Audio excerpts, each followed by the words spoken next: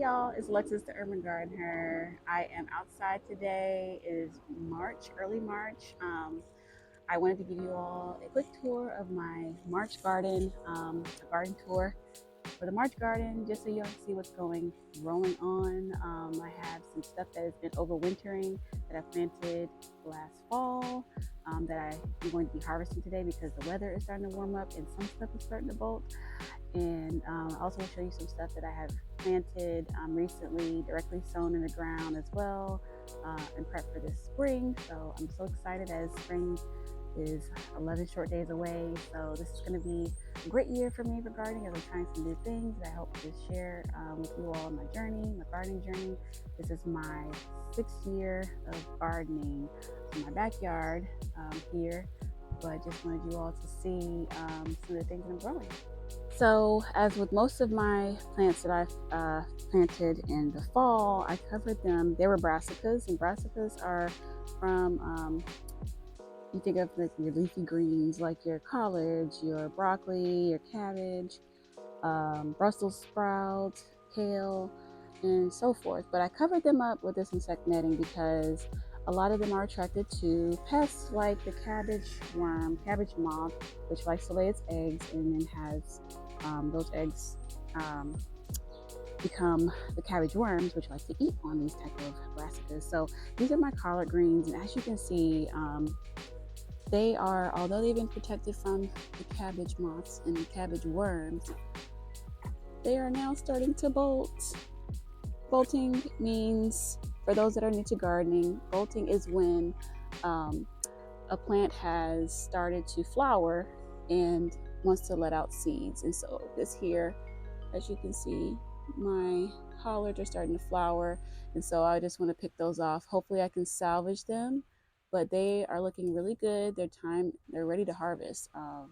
They look really good, all of them, all of my collards. I'm really proud this year. Like, I have grown collards before, but not this many, and I actually have some others that are in other beds that have been doing pretty well.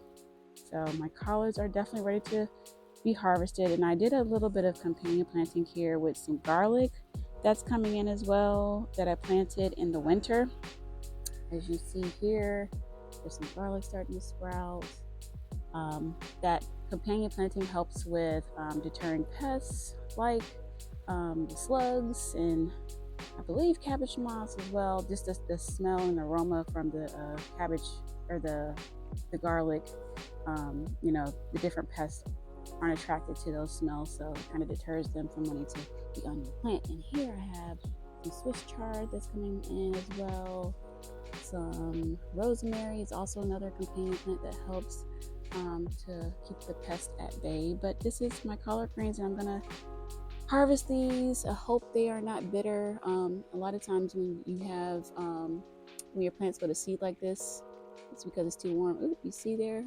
What is that? That is a caterpillar? Ooh, in there. So yeah, the pests are starting to come and attack. So we definitely, and you see there's some aphid damage here, but we're definitely going to be harvesting these as they are due for harvesting. They're ready, and the weather won't let them continue on.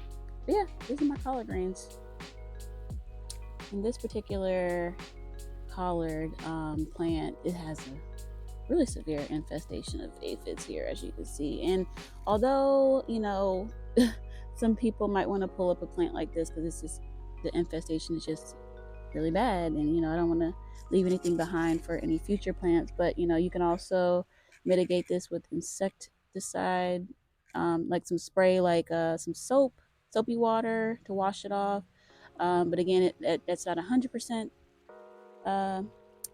100% in as far as keeping them from coming back. So I might just pull this plant up completely after I finish harvesting it, because I just, I don't want to leave nothing behind for any other future plants that might want to grow here that are attracted to aphids.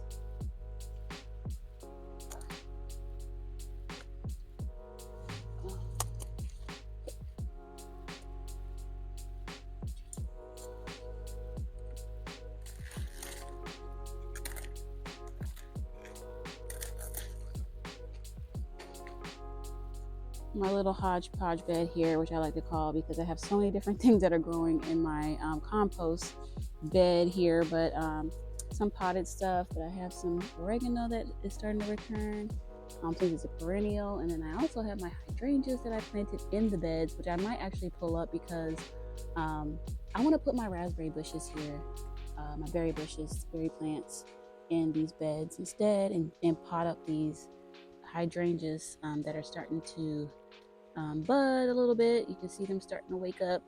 Also, along with this here, raspberry plants that it never got planted in the ground. I think I bought this later in the season and it was dying, and I wanted to revive it, and it came back. So I'm actually going to pot or plant this in the raised bed here, along with probably another berry plant, berry bushing plant that's a companion with this. I also have some dahlias that I don't think are going to grow back, but you know, they could be perennial in my zone. I don't think they are, but we'll see. There's some other dahlias. So this is what's growing in this bed, but my little hodgepodge bed has been needing some attention these past few years as I've been planting random stuff in here and haven't figured out what grows well, but we'll see this year. Hopefully this raspberry plant will grow, and another berry plant will grow well in this bed as well. So for those that live in areas with limited space, I use these hanging baskets for my strawberry plants, as they did pretty well last